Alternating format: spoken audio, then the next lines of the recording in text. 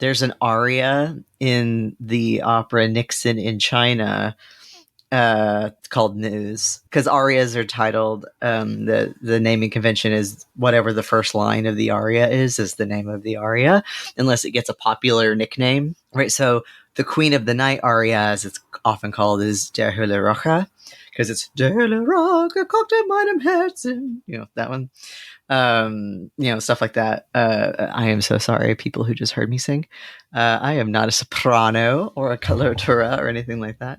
But yeah, there's one in Nixon in China called News, because the first line is just like news, news, news, news, news, news, news, news. Like, it's a really good opera, actually. There's a song. Get a drop of that. Yeah, there's an aria by the wife of Mao, and she sings the aria about being the wife of Mao. It's pretty good. It's like the best aria in that show, I'd argue. Everyone go watch Nixon in China. It's a good opera. Anyway.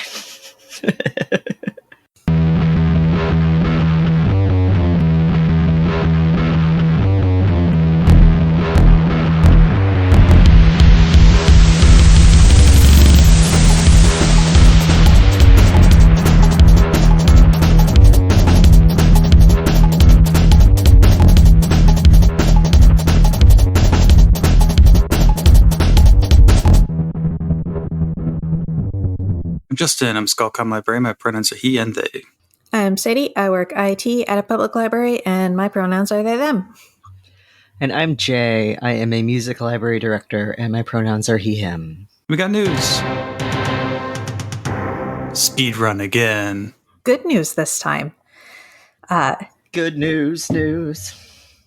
If you had heard of the Dayton Library debacle in southeastern Washington, a conservative group wasn't satisfied with the library's response to basically their request to ban a whole bunch of books, and instead turned around and tried to put closing the library district on the ballot. Only one library in the entire county. It's a tiny rural county, and they got enough signatures to put it on the ballot. A pack of citizens who did not want that to happen turned around and sued both the county and the woman who led the whole thing. And the judge just sided with them and said, yes, this is illegal. But no, I think she said this is unconstitutional, and if it wasn't, it would be illegal. Because, for one, because of the structure of the rural county library district, the people who lived in Dayton City proper, which is about 2/3 of the county, wouldn't be able to vote. So a third of the county would be deciding on whether or not the entire county gets to have a library, including the Dayton Library is inside Dayton city limits. So the people who use it wouldn't be able to vote for it. So that was a mark against it very strongly. The judge was like, that's taxation without representation, and it shouldn't have gotten to the ballot to begin with. And the judge took a look at it. The part about it being illegal is that the initial petition that was presented, 2/3 of the signatures were invalid. Oh, great. Yeah, so that itself should have made it so it didn't actually reach the ballot. Yeah, there is good cause to believe that there were persons that willfully and unlawfully engaged in fraud by giving deliberate misinformation regarding this petition, Carl, the judge, said. It is telling that in the initial petition presented, 2/3 of the signatures were invalid. The court finds the declarations filed are persuasive, and that even if this petition could somehow overcome all of the legal and constitutional hurdles, there should be an investigation into the potential criminal acts engaged in to collect the signatures needed for the petition. So that was shot down pretty thoroughly. The judge was also very positive about keeping the library open on top of all of that. So I know this news story has gone around as the first attempt to close an entire library district solely based on book bans, and it has failed. Yay! And it didn't even have to go to vote, which would have been absolutely terrible. So good news coming out of Washington, I am glad to report. Yeah, this was in my good news roundup, and then the other good news roundup I had to take out because it was immediately undone by the Fifth Circuit, Oh, cool. which was the one in the Texas, the crazy judge in West Texas that everyone judge shops for, was like, no, you can't do this book censorship thing. And he was like overturned within like a week. So I think he just knew that the Fifth Circuit was going to contradict him because he wants to keep doing his crazy anti-abortion rulings because he's the only judge in that district. So if you bring a suit there, you're guaranteed to get him. And he's like a fucking maniac. That's fantastic. Yep. Yeah. The thing also, rural library districts, it's like created as one, but it's within the city limits. And it's like really interesting thing about like county and city government. This is like a whole thing that was like big when they started making like home rule movements. There were a bunch of these in Florida. I think they happened all over the place in like the 60s and 70s, but like county and city governments just like merged because of shit like this, where like 1/3 of the county government wouldn't be taxed, but they could vote on stuff. And if you lived in the city limits, you'd be double taxed. Yeah. Yeah. Well, and within the case for Dayton, the city residents are taxed for the library district. Yeah. So yeah, they wouldn't. And they probably pay extra taxes in the city. Probably, yeah. So like county and city property taxes, probably. But yeah, rural library districts are always interesting because a couple of the library systems I've worked for have passed similar things for capital budget reasons. So basically, we recently passed one to get a new library in a community, and it created a rural library district or something to that effect in a place that's, I guess, is technically rural, but is actually contains a city limit. So yeah, it's always weird how those end up working out. Yeah, I think it's a funding thing or something. Yeah, it's confusing as hell. But more good news out of the other Washington. The FCC plans on reinstating net neutrality rules. Yay! It's like an etch a pie. Yeah. Fuck you, Reese's. Stupid Reese's cup. God. And I say that as somebody who fucking loves Reese's. You fucking tainted it for me, you asshole. I love big mugs. I do too. But yeah, they finally got a fifth, what are they called? A fifth commissioner sworn in so they can actually start doing shit at the FCC. And one of the first things Chairwoman is planning on doing is reinstating net neutrality rules as they were before the Trump administration. Yay! Can we get a W in the chat? Now the cyber is so big. The cyber is so big now. Hallelujah. That is absolutely true. You know what? He was cooking on that one. Yeah. I think the biggest issue for net neutrality is like mobile data rates, right? Because that's usually where the fuckery happens, isn't it? Probably. Oh yeah, and I'm not entirely certain, but if I was to speculate, I would say it would have to do, well, the towers thing. Who can use what towers is always I forgot about that. Yeah, fucking wild. So, because they're usually privately owned, I think. They're not maintained. Yeah, and also it was like the cable companies that own streaming services also run your internet, so they could charge you on your data caps for like Netflix, but not for their streaming services. And I was just reading about like net neutrality in other countries, and I think it's kind of like, yeah, certain websites, like it doesn't count against you if you use them. I think that's where the mobile stuff comes in the most. Yeah. Well, I mean, telecom companies they're never just one thing now. It's like you can get internet or cable or your phone plan through Comcast and Xfinity now. And yeah, so I think the distinction is going to become less and less practical among, regular folk. Hopefully it will also do that for regulations like the FCC. So it doesn't matter if you're getting cable or internet or cell phone service, it all falls under net neutrality rules. Yeah. I lost my train of thought because I was thinking about Amazon, because Amazon's got the Federal Trade Commission thing coming up. So there's going to be an investigation into their antitrust practices because they just choke supply lines all over the place and use anti-competitive size. So like if you sell through Amazon, you have to like pay extra to be Prime eligible. And so that's an anti-competitive business practice because Amazon is also selling its own products through Prime shipping and promoting its own products to the top of the queue and stuff like that. Yeah, I totally forgot where I was going with the FCC thing, though. We're doing Day in the Life of Justin. That's me. Hey, Good it's to be you. here. Hey, Justin. Long time no see. I'm doing this because I was trying to do an HVAC episode, and that ended up being too much research. Seriously, HVAC. It'll get you There's every like time. 3 people talking about it on Blue Sky, and I'm like, do I want to get them on? Do I want to just do this myself because it'll be easier to just like read like a bunch of articles? We should get a facilities person on sometime. TBH. Yeah, I agree. that, and also, I mean, I'm gonna go with like a preservation studies stuff. I started reading a study about like how preservation. They were actually testing like how climate controlled areas like affect things that are in boxes and things that are in, I guess, on shelves.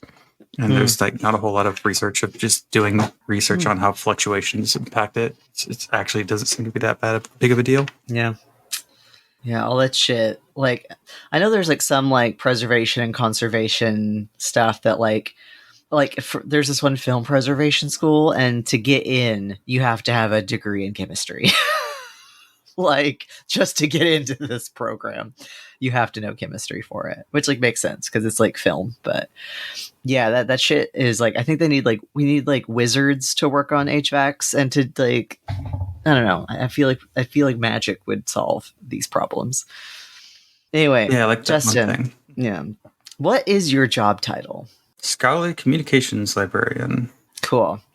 I didn't know if it was some like librarian of whatever strategy librarian. Like, I like it when job titles are short, sweet, and to the point. Now, does your job description actually warrant you to probably have multiple things in your title instead of just scholarly communications librarian? No, because scholarly communications librarians are just librarian level admins who do all the work of like an associate dean, but don't get paid to do it. And then also have to know about like copyright and publishing and shit. Yeah, and just like try and get other parts of the library to work together because you're usually a department of one person and you need other people to help you.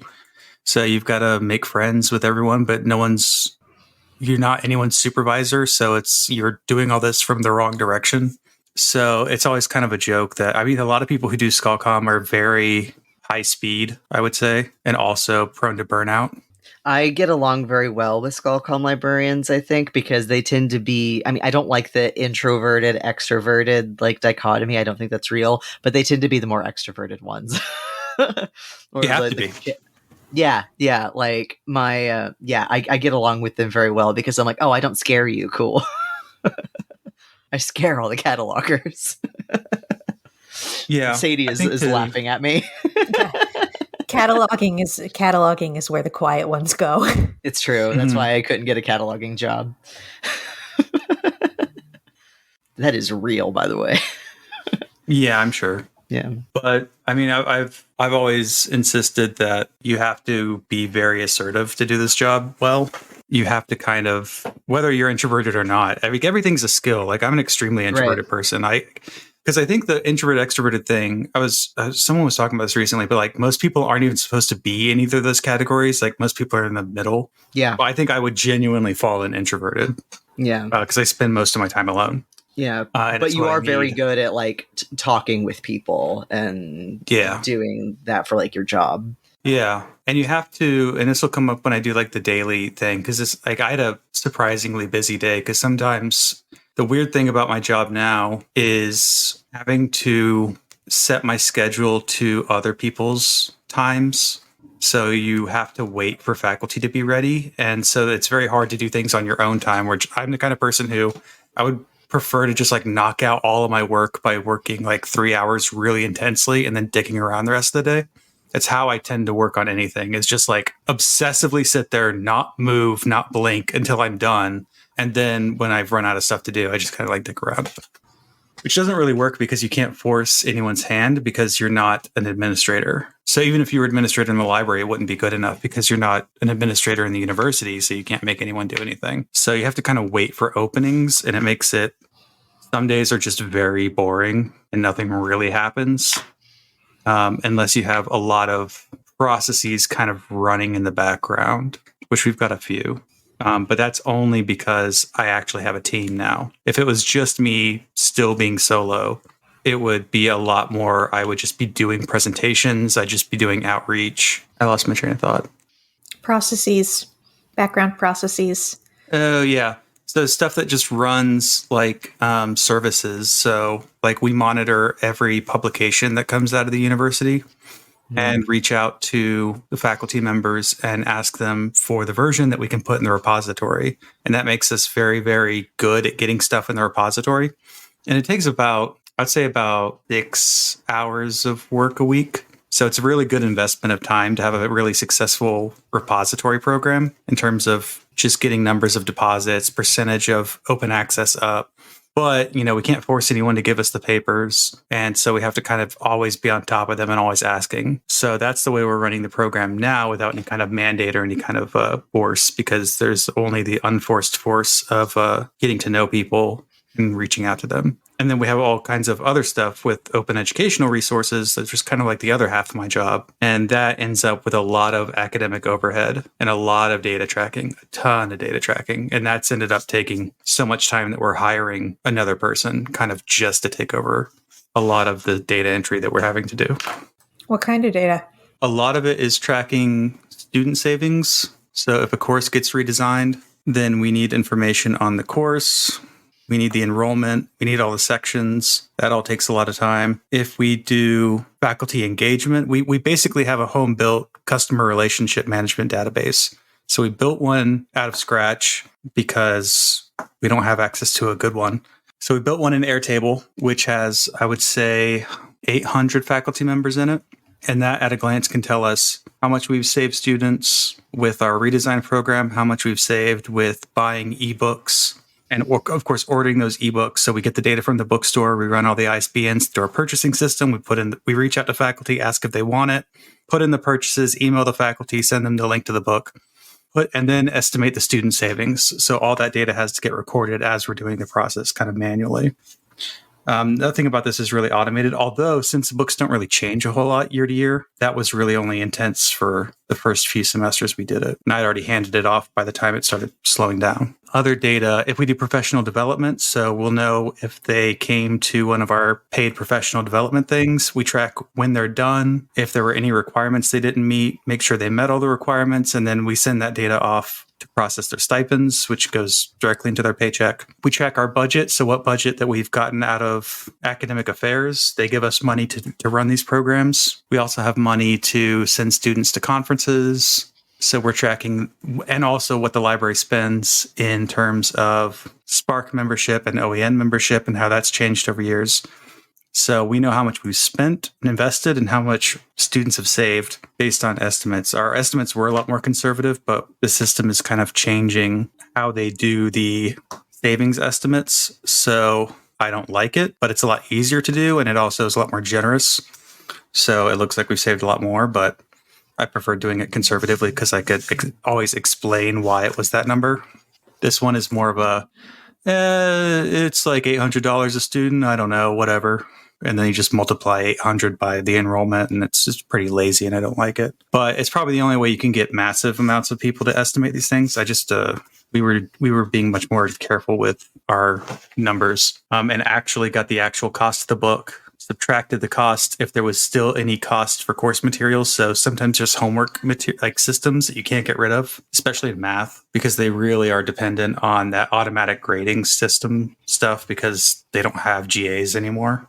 So all that work has already kind of been automated away. Like the grading work in mathematics is like already gone. So yeah, that's a huge amount of data. And we eventually have just like, we need a full-time person to take that load off. And then also help us with, we could comb through syllabuses and find out if people are still using OER like a year later. That's something we can't do now. But if we had a full-timer, we could ask them to start combing through people we've redesigned and see if they've kept using it year after year. And then we could add more estimates on how much students cost savings we've done for course materials. So it's a pretty huge database.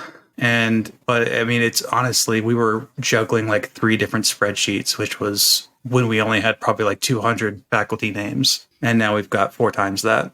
And it's, we just have to keep it up. So it's a pain in the ass, but it's literally the only way to track it. I would like to do that for the other process, the outreach for open access, but the way we get those publication alerts is through email alerts. So we don't have I would rather ingest it from an API directly into Airtable and then reach out in Airtable and say, okay, we got it or we didn't get it.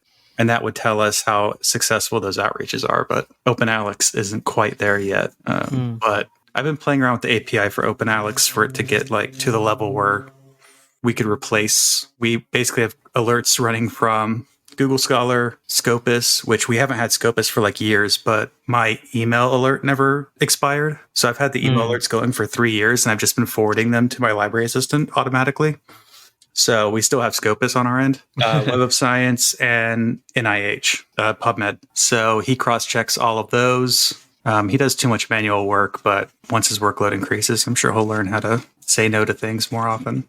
That sort of thing too is I've trained 2 librarians now, fresh out of library school, to do this kind of work. And they've got different personalities and different backgrounds. And I have a very specific idea of how this role should work. But now that we're a team, we can compensate for each other's weaknesses. So you don't have to do this all alone, which is kind of the big struggle and why a lot of people probably burned out, is you have to kind of be forceful all the time. Yeah. Which, that is exhausting. Yeah, it helps if you're just like kind of a little bit crazy, because after I was like unemployed for a while, I just decided that I was God's gift to librarianship. And because I had to write so many cover letters saying how great I was. And I was like, what if I just believed it? What if it's true, Yeah.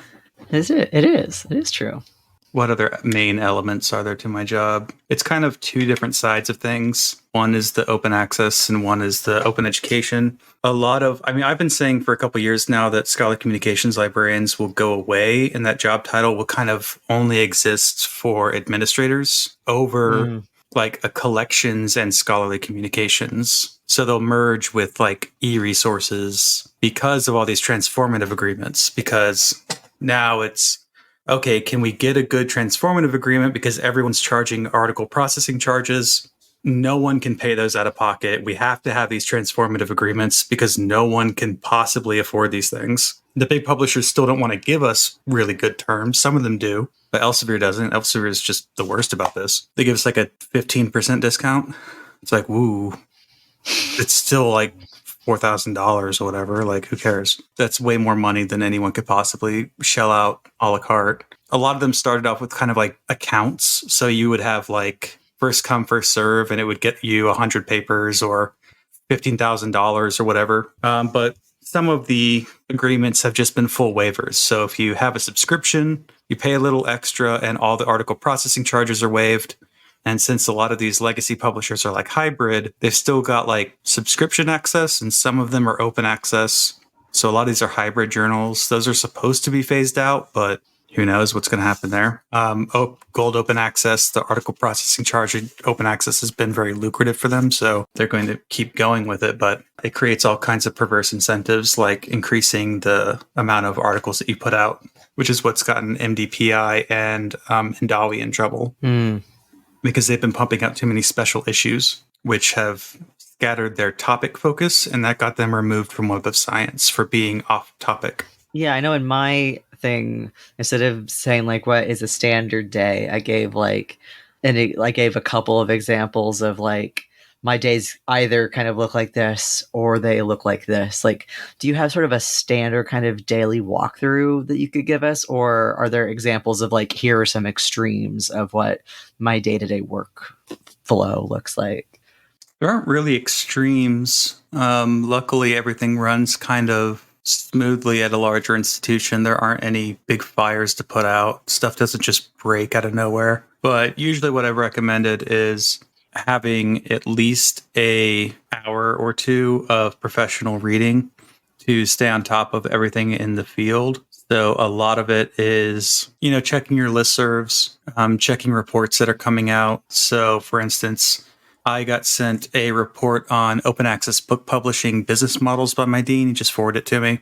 So I started marking it up to be ready to talk about possibilities for the library doing publishing. So we have a very small Pressbooks project. We don't have any funding for it. We've been talking about it for years in terms of how to get open access book publishing happening at the library. And so I need to be ready at any moment to kind of just launch into a business plan for how we would fund open access monographs. If someone says, well, how do you fund it? What kind of, knowing how the spread of income happens in these open access presses at other universities. So, for example, if you are running an open access press, you're probably going to be carried by like one or two major books. And the larger your press is, the more those major books carry you. And then that frees you up to run a lot of smaller press stuff. So like many things, you start to see like these like Pareto distributions where a small amount of work does a huge amount of impact. So you see these all over scholarly communications where like a couple of books are carrying a press or a couple of papers per journal carry the journal. So like a couple articles get really, really high citation scores, and that makes the rest of the journal's impact factor higher. So you see all these things, and when they averaged out, they are not useful numbers. So you always have to ask, what's the median of these numbers when someone's trying to pitch you on, we get this many citations or we pull in this much money on average. You have to check if those averages are actually mathematically useful, because a lot of time the distribution is just split between a small amount of things highly performing. You just see this kind of distribution all the time. So say I got pulled into a meeting with the provost or whatever, and he wants to ask about like, hey, someone mentioned bringing back the university press. I would say, okay, well, here's what's going to work and what isn't, because these university presses are consolidating. Here's how much of a deficit the large ones run. They don't make any money. No one makes money publishing academic books. If we want to make money, we have to do print runs. Do you do print on demand, or do you have like a thing that's going to actually run the print sales? So I just have to kind of be ready to talk about stuff like that all the time. So the 1 or 2 hours of professional reading every day keeps you on your toes so that you can focus on what is it you're going to jump into, because you just have to sense an opening and go for it. Because you never know when you're going to have like 10 minutes with the provost or the president or one of the executive vice presidents. Is there a reason you do that like first thing, or do you just do it anywhere in your day where you have like an hour? It's usually because I'm just checking my mail, and that's when I start opening up PDFs, and then I'll start going through first thing in the morning. I try not to schedule meetings too early anyways. Same. Usually not before 10. So I always keep my inbox, like I never have unread emails. So I always have either stuff that I've been reading, or so if I boot on my computer and open up Adobe, it'll have whatever I was working on marking up. So I usually go through and highlight a PDF so that way my eyes don't wander too far. Once in a while, I'll just print it out. Actually, I tend to do that for things I'm just going to read once, but I want to read it quickly. So I'll print stuff out and read through it and just kind of throw it in recycling. Or I'll just throw it into the stack. So I have an OER stack and an open access stack of academic articles if I want to go back to it later. And that can be about all kinds of stuff like feminist approaches to open access publishing. People get backlash if something is more visible. So what are the feminist implications of doing work about sex and gender or feminism? If you're going to have a bunch of people just like tearing your work apart, wouldn't it be better just to keep it behind a paywall? So those sorts of equity concerns you have to worry about and be ready to talk about, because someone's going to bring them up eventually. So that's, there's all kinds of weird things that will come across your desk. And since it's a very wide field, you've got the science communication aspects, you've got the publishing aspects, the copyright aspects. I might just spend a day reading a lot of copyright cases, especially if like a bunch of stuff happens. So a couple cases happened recently and I was just reading about them. So there's not a reason. It just kind of gives a little bit of structure to my day, because otherwise I don't have a whole lot of structure to what's going to happen in a particular day. Because I don't have a lot of regular meetings except with the people I supervise and my boss, who I meet once a month. Yeah, because more or less I work independently, so I don't have to check in very often. I did have a question I wanted to ask, but maybe it'll be for after. But I could ask it now, and if we want to wait till after to answer it, then go ahead. In my episode, you mentioned a work journal. And I know what you mean by that, but I saw people in the Discord being like, hey, Justin, what's this work journal thing? That sounds really cool. How do you do it? What do you do? So I wonder if, like, through talking about what your day, like your daily work through looks like, how does your work journal and what does that look like play into it? Yeah, so work journal is something I started doing when I had my first librarian position. I don't remember who recommended it to me, but the idea is you kind of write down just what you've been working on throughout the day, people you talked to, projects you worked on. It really helps with memorizing names quickly when you're in a new job. In fact, there's so many people at my current job. I just had a list of people, like just a separate file of like people and like what they looked like so I could remember their names faster. So that's one way. Now I do it all in Obsidian. So I actually have hyperlinked people. So that way I can see every time I've met with them. I click on their name. It's going to show me every time I've written a note with them, as long as I remember to keep typing their name in. And then they also have like a separate markdown file just for them. So I can say like what their position is, who they work with, what projects I've worked with them on. But these are all just like my personal notes. They're not really super detailed because they don't need to be. Generally, I do it hour by hour. Some people do it at the end of the day. Some people do it weekly. Where I was working right out of grad school, we did daily reports to our director. So we would just write up what we worked on for the day, like a paragraph, and send that in. I would just send my work journal. So I would cut out my personal notes. And it would just say like 8 worked on this, 9 worked on this, 12 worked on this. And if it was something that the director didn't really care about, I would just start cutting it out before I emailed it. So I'd copy it over to an email, cut out that part, and just send it. Because I was keeping the work journal anyway. This was also pretty useful during COVID because they didn't know what to do with remote work. And so I just had my team start keeping work journals. And then eventually they actually mandated these kind of insane PDF. They were built in PDFs and like Excel sheets that you had to write in your tasks for the day. And if you were hourly, you had to do it like by 30-minute intervals or something crazy. That's just a waste of time, you know? It was a huge waste of time and no one read them.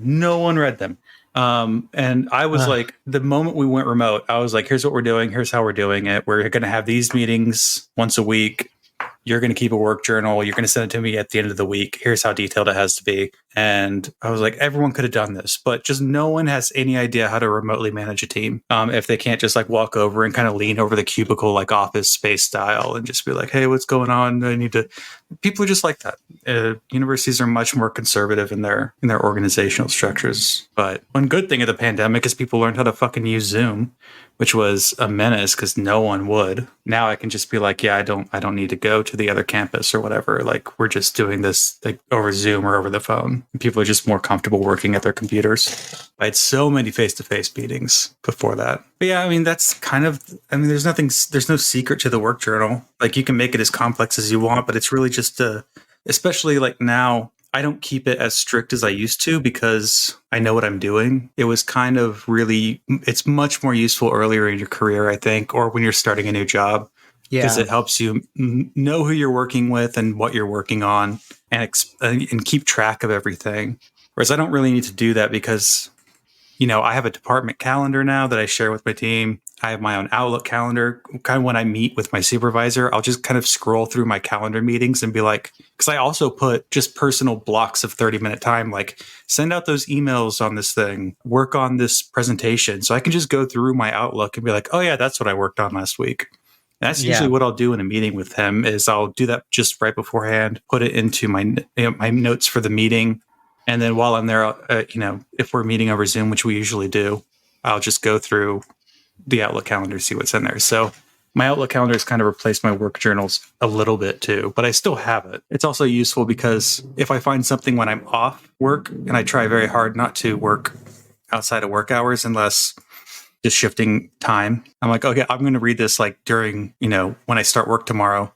It's very useful to, if someone shares something on Twitter or whatever, I can just copy the link, throw it into Obsidian's daily note, and then just go grab it the next day.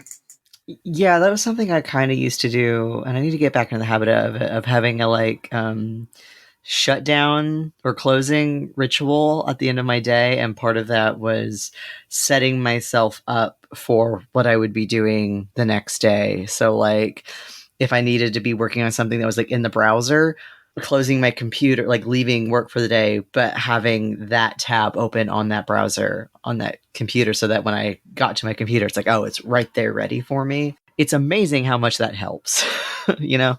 Yeah. Yeah. Yeah, I think that I do that with PDFs. There are a lot of times too where if it's like a website, I will just print it to PDF so that it can sit in my Adobe for me to come back to later rather than having like a million tabs open. Right. Because I'll just ignore them. Oh, yeah. You get like tab blindness, you know? Yeah. I generally tend not to keep a bunch of tabs open. Yeah, like I know I left some tabs open on my work browser today because it's like I needed to respond to like a 2-hour reference interaction that I had, and I needed to follow up on it, but I didn't have time because I had like a meeting right after, and then I had to leave. So I just left the tabs open from the consultation, like from the interaction in my browser, and I was like, that way I'll do it first thing and I'll remember what I was going to do, just because I just left the remnants of the reference interaction on my browser. Yeah. I still have we also have like reference tracking that's kind of done centrally. And I also have to figure out ways to remind myself to go in and submit those reference interactions to LibGuides. Or LibWizard. And so I have those in my Obsidian daily note. Those links are always there at the top of my daily note to help remind me. And then sometimes if it's an email reference, I'll just throw it into a folder that says like references to be added. So that way I'll remember to go through and that I haven't done those yet. And I'll usually either move them out of the folder or delete them or something. Some things that came up today, since I have the institutional repository, we consolidated a lot of our digital collections. So we used to have Content DM, and we had a hosted Omeka, and now we have a self-hosted Omeka through our IT department, which is a huge pain in the ass, and bPress. So we are working on having some digital collections migrate into bPress, and there were some issues because these were very large TIFFs that were turned into PDFs.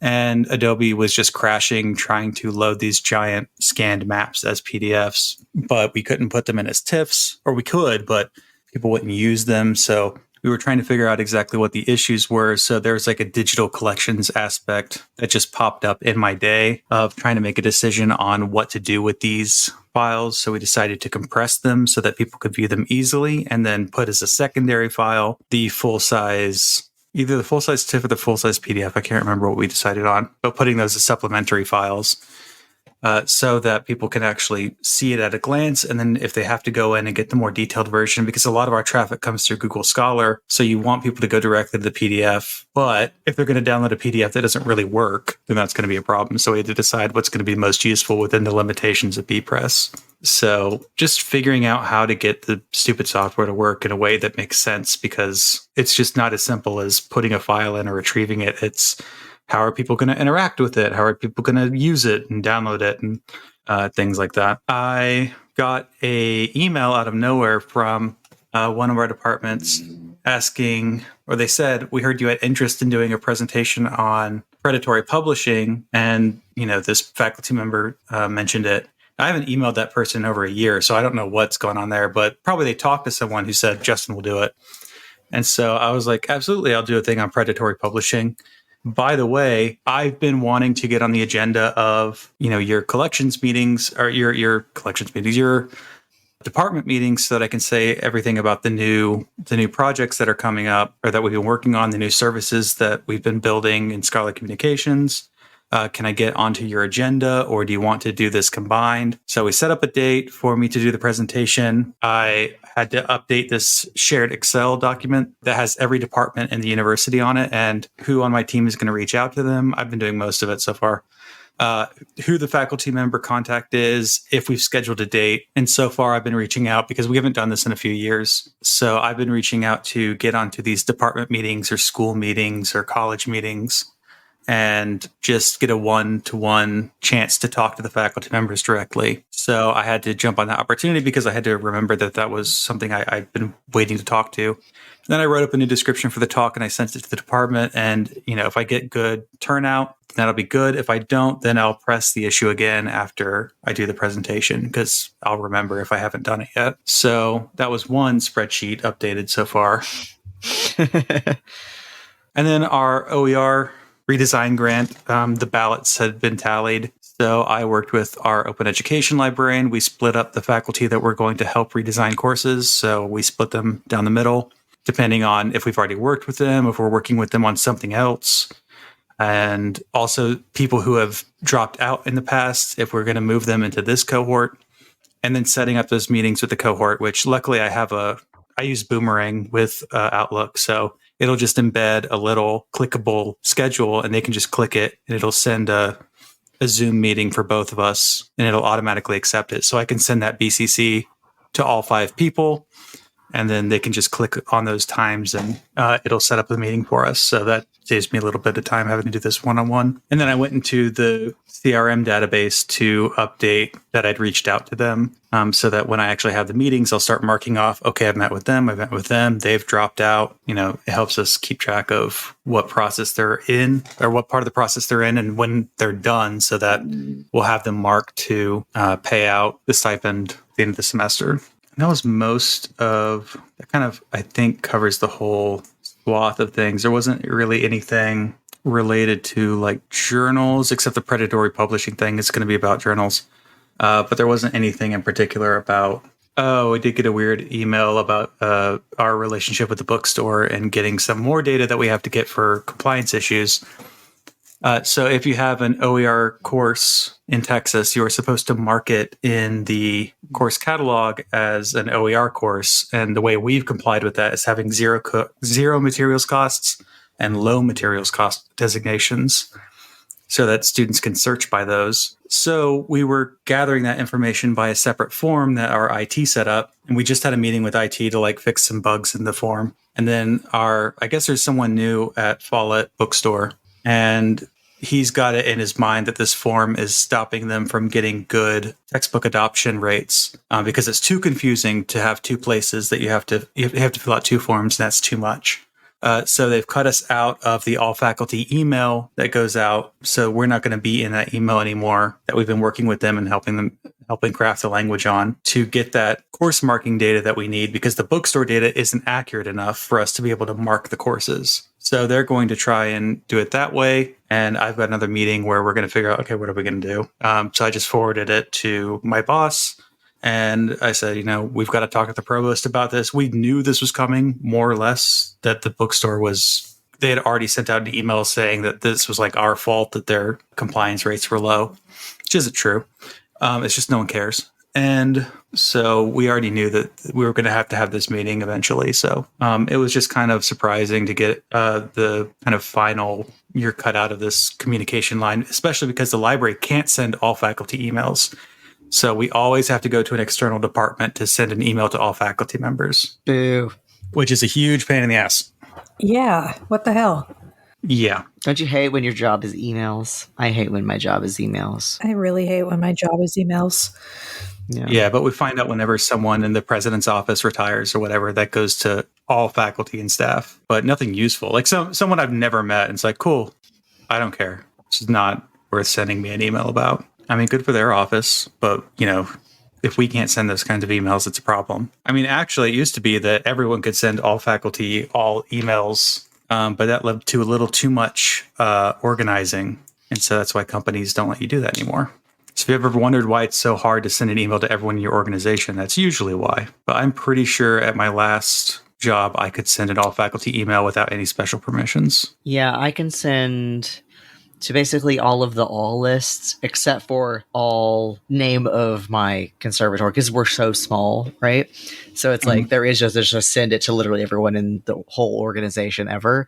I can't send to that one, but I can do all faculty, all staff, all students, all conservatory students, all music ed students, all online students, etc. Yeah. I can do that, but I can't go send this to everyone in one big thing. I just have to add those. So. You just have to add 4. Yeah. Whereas I would have to add 1,000 just to get the faculty members. Which is bad. Yeah. I mean, we don't even have like an all library email list. We do have a listserv for people who wanted to sign up for like an open education listserv, but it's honestly easier to just copy from a list of faculty members that we're going to target for something.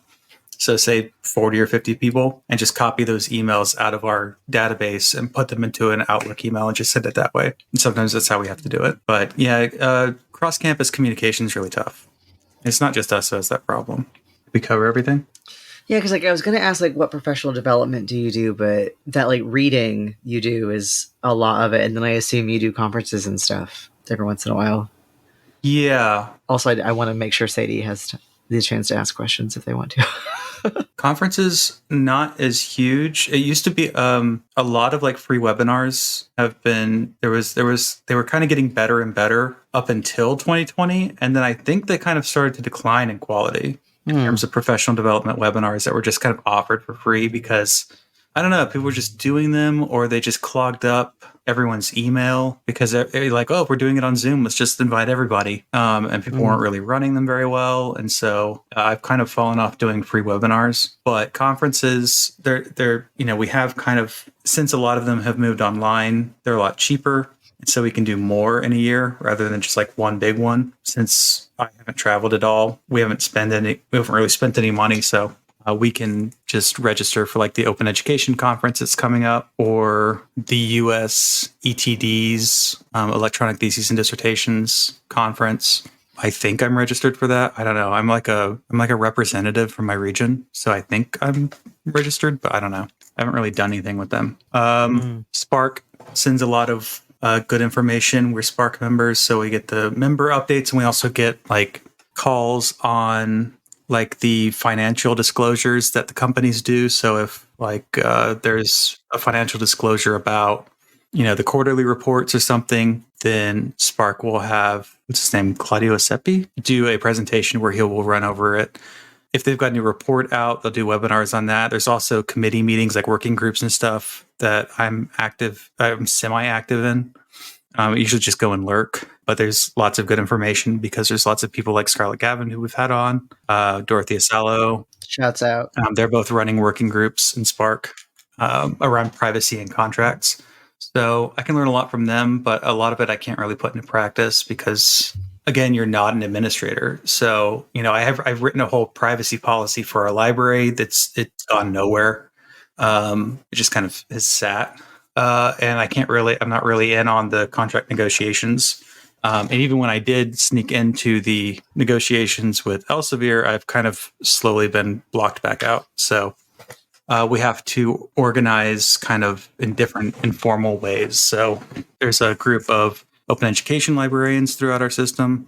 And then I run a meeting for Scholarly Communications and research data people that meets bi-monthly. And we've just kind of taken that upon ourselves to run those meetings because no one else does. And it actually gives us information into what deals people are getting, what contracts they're able to sign, just data that doesn't get shared very often. It's just easier to set up these regular meetings and get that information. Any other professional development? I don't think so. I mean, probably, but I've had a few people who have been good mentors or at least colleagues who are more experienced than me and have been there to answer questions. So Twitter was pretty good for that. A lot of Skullcom people were very active on Twitter.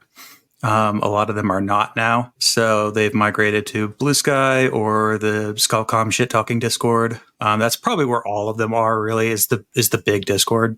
Is it actually called the Skullcom shit talking Discord? Because that would be amazing. No, it's called Evil Empire. And it's the Elsevier logo. And I don't look at it at all. But I'm there. But I don't do anything. Except every once in a while Justin will tag me and like, hey, what was that AO3 trope thing that I keep referencing, but forget exactly what it is. And then I have to say hurt, no comfort. And you're like, yeah. And then I go away like a thief in the night. Yeah, I was making a point about something, but I don't remember what. Yeah. There are a lot of non-librarian, non-Skullcom people in there too. But everyone in there is pretty cool. Yeah.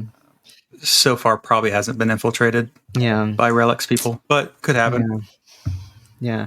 I know the music librarian who is my like mentor, who has also been a Skullcom librarian and is very, very knowledgeable about copyright in general, but also like music copyright. She's getting really active on Blue Sky now. Like she's made that migration and is talking more there as well. Yeah. The one I sent the tweet in our group chat. I think it was today with her opinions. Oh, okay. Yeah, that's her. I didn't know. Yeah. She's the reason I'm a librarian. Yay! That is true. I think I was following her, but I don't remember why. I don't know her. But yeah, there's like a relatively tight-knit group of people who do Skullcom and who are like the most poster-brained of us. And they've been very helpful in learning the ropes and what we do differently. And then honestly, one thing I've also done is like search every university, like every large university in Texas for Skullcom positions and just put that into a big spreadsheet. So that way I just have contact info for people who are in Texas doing the same thing as me. Yeah. For like the library school students, the library school students listening who might be interested in such a career, like what would you maybe recommend for them or say to them or advice or anything like that? I don't know how good Skullcom education is in library school, if you'll even get an opportunity to do a class on it. Just like take a copyright class at least. Yeah, or like just a couple webinars. I mean, you really only need to know the basics to get started. Copyright doesn't come up as much as you might think, but it's useful to know the licenses, Creative Commons, how they work, how reuse works. Get a good solid grasp of like how copyright works practically rather than like edge cases. And the rest you'll pick up over time in listservs. There's a big Skullcom listserv by ACRL. You can start following that in grad school. I was definitely following a lot of listservs in grad school, and that was where I started. That's a good idea. People. Yeah, same. Get on the listservs. Some even like will have like some like ALA organizations and roundtables will even let students join as members and get involved at like relatively low work. So like do that. It's good. Yeah. And you'll meet a lot of people. Yeah. I was lucky enough that, people were still active on Tumblr in the library world. So I met a lot of people through that. And then they migrated to Twitter. So now I would say get on Blue Sky if you want to have like a social media experience. That's probably where you're going to find a lot of interesting people in digital humanities and Skullcom and copyright lawyers migrating. Mm-hmm. In our Discord, people share Blue Sky codes all the time as they get them. So, yep. I have like 4. So yeah. If anybody needs one, just drop me a line. Yeah. But I don't know. It's hard to plan for a Skullcom career because it really depends on what's open. And like I said, I think these jobs are going to go away as they become more specialized into. I also keep job alerts. That's something you should do in grad school too, is start Google job alerts and watch how the job titles change, the duties change. I've never turned any of them off. I've had them run for years. Helped, that helped me decide what courses to take in grad school because I would look at job ads and be like, that's a skill I don't have. I should take the class that lets me learn about that skill. Yeah, or asked to do it at work. Just like, I think I cataloged like 5 things just to say I'd done cataloging. Right, So I asked our cataloger, like, let me catalog some stuff. There's a lot of things that you can start looking at and start crafting your resume to look like those job ads. And I've never really turned them off. So I can see how the jobs change, the requirements change over time. They're definitely starting to look for more senior positions that didn't really exist all that long ago. So they're now looking for people with like 5 years, 10 years experience, specifically in Skullcom. Those kind of jobs didn't really exist a long time ago, or at least I never saw them. Yeah. Research data management librarians are coming up, open education librarians. Yeah, I remember at my previous job, the Skullcom person was also the head of the department that included the digital library and the institutional repository. And so, like, by default, the Skullcom person, like, she wasn't the person who did the institutional repository, but, like, she oversaw that, right? And, like, she had a lot to do with our digital collections as well. So it's like, I don't know how often you see like the digital library and the Skullcom worlds intersect in jobs, but I know that was true at the last place I was at. Some places keep them separate just because the platforms are separate, but really consolidation makes a lot of sense. I did a job interview recently where I recommended that they need to do some consolidation because their digital collections, their CRIS system, so that's the research information system, which tracks kind of all the grants and the publications of a university, and their institutional repository were all separate systems, and they could consolidate there. And sometimes people have multiple, like an exhibit system might be separate software, so Omeka might be separate. So you might have all these different platforms that need to be consolidated, and you might end up working with special collections to do that. Because I originally wanted to go into special collections, but it's very, very, very competitive. Jobs just don't open up. It's not even so much competitive. It's just really jobs never open up. Yeah, that's people don't leave those positions. Or they don't get refilled. Yeah. Or it's like all like project grant based stuff. Right. A lot of people will jump 2-year gig to 3-year gig to 2-year gig. And that's also very tough. So I would say Skullcom is easier to aspire to get into. And it definitely doesn't hurt to know all the stuff that it covers because, but really the main thing is to know how to do instruction and know how to do outreach because 9 times out of 10, that's going to be part of your job.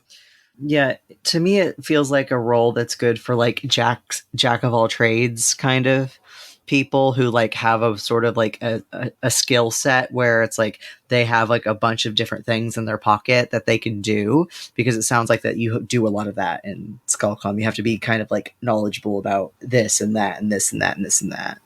Yeah, I mean, this isn't really good career advice, but I mean, something that was said to me was if it's really useful for your first job to be at a small library because you get to do a bit of everything.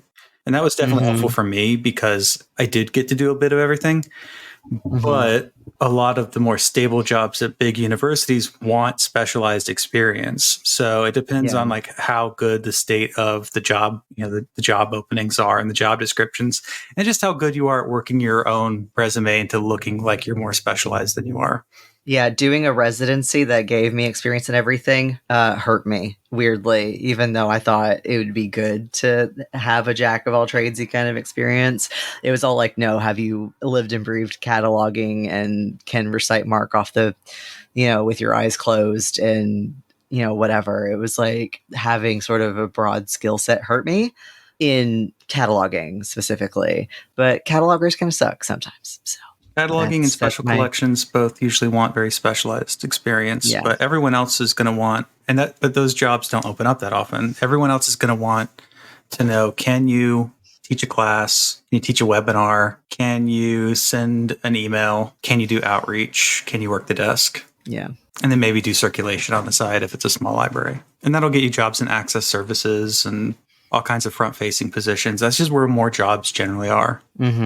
Like we have a big tech services department, but that's pretty non-standard. Also, we just don't have a whole lot of librarians. So I think if we hired a lot more librarians, we would become less tech services heavy. Yeah. University of Utah's got a huge like tech services thing. Like the whole like 4th floor of that library is just where like the catalogers and special collections and digital collections is like, and they've got like glass like walls. So they get sunlight. They're not in a basement, right? And like I know we make that joke of like, oh, you put catalogers in the basement, but like it's bad for you. So yeah. Treat your catalogers like you treat your plants. Water them regularly and make sure they get the right amount of sunlight. They're like succulents, There you go.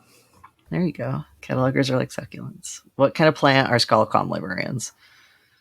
I don't know, probably one of those like ferns that just kind of sits there, does its own thing. Or like a spider plant or something. Spider plants are prolific. I like the ferns because then you poke them and they do the thing. This is not a visual medium, but the ferns go like, and they like retreat if you poke them. Everyone post a comment. What kind of plant are you? Give us your plant is your job? What's your plant job? Oh, that sounded dirty. Oh. Yep. That's me. I don't think that's me. But all right. I think I got everything. Yeah. I like that idea about like spending an hour getting caught up on like listservs and like professional reading and everything. That's a really good idea. I like that. You really have to, and I also recommend it for people I'm training. In fact, when I'm onboarding someone, I'll just meet with them every morning, and because I'll usually assign them a lot of things to read because you don't learn this in library school. So then I have to like, what did you read yesterday? Got any questions? Okay, go ahead and work on whatever. So I just meet every morning for like a couple weeks, and you can get a lot done in that amount of time, especially if you have to cross-train people. Yeah, I should do that with my graduate fellows. They don't like want to be librarians, but their graduate fellowship is technically a scholarship, so it's not like a student job. So maybe I should give them things to read. Yeah, I just usually give them that, and then I'll bring them in. So if I'm onboarding a new student, I'll do that for like a week or two. But then for a librarian, it takes a few months to really train them because there's just so much to catch up on, and then kind of instilling the habit in them of keeping up with all this stuff because there's just a big wide world of it, and you have to be constantly keeping up with what other people are doing. So that way, if you're not getting enough support. As well, it's managing your workload is kind of really essential to this too, and it gets more difficult once you have a team of people. But I kind of encourage everyone to still work independently and manage their own workloads and know when they need to say no. But you've still got to look out, just as a supervisor. Librarians tend to say yes to too much stuff, and that can get you in trouble because if you overcommit, then you have to take away a service, and that's way worse than never offering the service in the first place. Mm-hmm. Much bigger pain in the ass, though. Just know when to say no. Keep a list of things that you said no to. That's also good advice I got. Until you have more support, this is on the no list. And I would keep a no list pinned on my wall. And these are the things I've said no to. That's a good idea. It works. I've built a whole department. I was like, give me more people. But yeah, I mean, there's lots of good advice out there. You just have to just write it down and memorize it once someone gives you a little tip like that. It's just really useful. You never know. Also, you never know what's going to come in handy. So any kind of interest you have, just sort of pursue it. You never know when it's going to be relevant. I'm sure something at my work eventually is going to involve Bataille, and it'll be like a good thing that I've been reading his biography. I finally listened to the Acid Horizon episodes with, was it Stuart Hall? About like Bataille and like the climate. Yeah. I don't think it's Stuart Hall. It's a different Stuart guy. Somebody. Yeah. Stuart somebody. Yeah. Okay, well, let's say to go feed their dog. Good night.